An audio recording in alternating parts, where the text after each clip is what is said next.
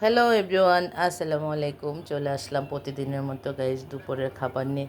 তো আজ দুপুরে আমি কি কি রান্না করেছি আপনাদের সাথে শেয়ার করার জন্য চলে আসলাম প্রতিদিনের মতো। আশা করি ভাই বোনরা সবাই ভালো আছেন।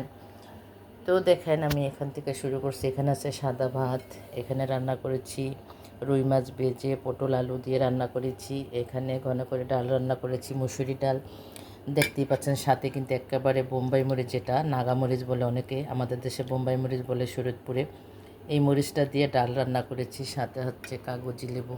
খুবই ইয়ামি একটা খাবার, ভাগ্নিরাও খুব পছন্দ করে, তারা খুব ঝাল লাভার আমার মতো, তারাও ঝাল খাবে। তো দেখেন এই রান্না করেছি, আজকে এতটুকুই রান্না করেছি। সাথে সকালে অনেক পদের ভর্তা ভাত করেছি, তাই বেশি কিছু রান্না হয়নি।